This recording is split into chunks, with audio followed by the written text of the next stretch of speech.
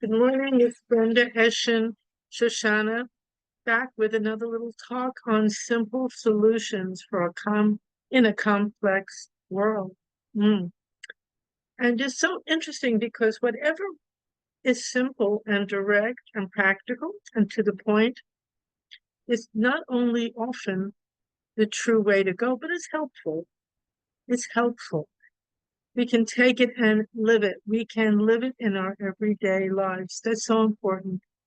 It's really important to actually make these truths into our flesh and bones. That's what we say in Zen a lot. Make it into your flesh and bones. Make it real, an action, not an idea only.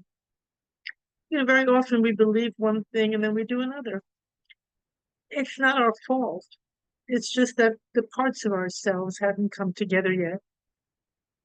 And it's a very difficult thing to believe something, have an ideal about something, trust something, and then our behavior often contradicts what we say, what we think, what we believe.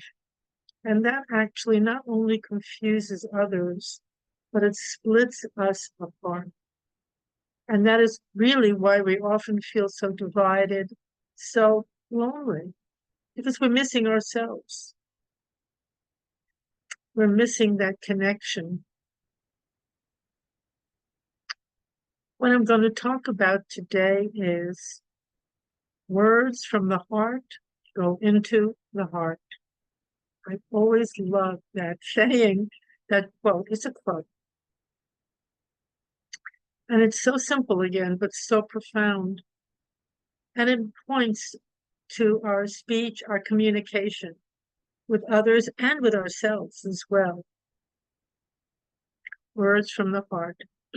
Not words that just come to us out of our conditioning, automatic, what we think we should say, what we feel is in our mind is the right thing to say, what we may not really even truly believe.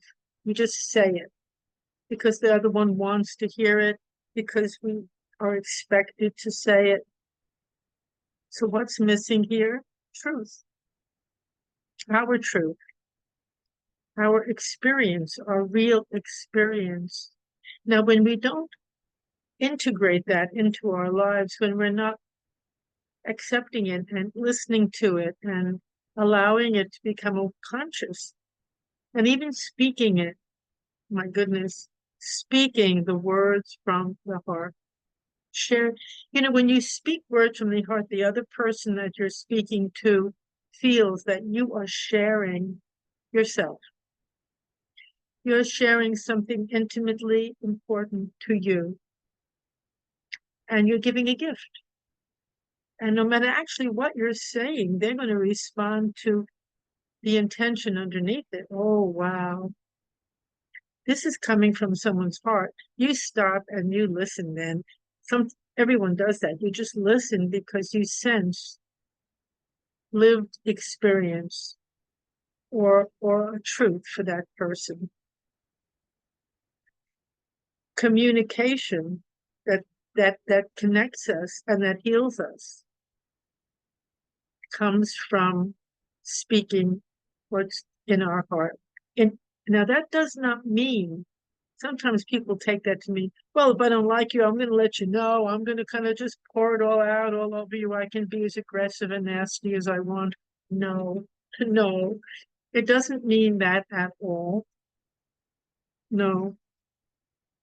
The way we communicate matters a lot. The kindness or the willingness to be in conversation matters. Much dialogue is not dialogue, it's monologue. We're not really wanting to be in true conversation with another. We want to just let them know what we think, boom, and win. There's no winning or losing in a true conversation. No, no. There's a sharing. There's a willingness to be with someone else's experience, even though it might be very different from yours. This is a very profound subject, actually. Has many, many layers, and I think that is very pivotal to what's going on in our lives and in the world. Understanding what a true conversation is and how to engage in that. Many times when we speak, we're just speaking to ourselves, even though someone's there. We're not recognizing there's another human being there with their own set of feelings, needs, and with their way of listening too. So many factors that have to be taken into account. But I would say this, as a first and as a continual step to having a real conversation, the first step is to have a real conversation with yourself, to let yourself know who you are, to listen to your own self, your own heart, your own body, your own thoughts. Just listen to it. Become acquainted with yourself. That is a beautiful, beautiful practice. Because the more we become acquainted, we know what we're really thinking, feeling, wanting, saying, the more we can speak words from the heart without pushing it on anyone, without blaming anyone, without demanding anything. No, no, no, no. That's not a conversation.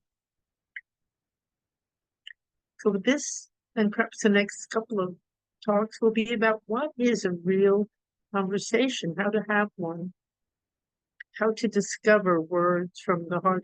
One true word can heal a person, but it has to be true, not an automatic word. Sometimes you hear one thing and oh my goodness, everything falls into place. Or it enables you to let go of pain and suffering. Even a true word from a bird flying by. One day I was in the park and I was sitting on a bench trying to put things together or trying to just grasp something that had happened. And this bird flew by me and sat on a branch right near me, and he just started to sing, or she started to sing. And when I heard that sound, whoa, everything fell into place. It was so beautiful. There's a lot of communication available. I was so happy. I was thrilled. That sound from that bird came from such a beautiful place, from them into me, and from people too. But communication streams so from all over, and you have to be the one available to hear it. So spend some time listening to yourself, to birds, to the sounds of life, and especially to others. Thank you very much for listening. Well, please subscribe if you are enjoying these videos. I would appreciate that very much. Thank you again, and have a very beautiful day. Bye-bye.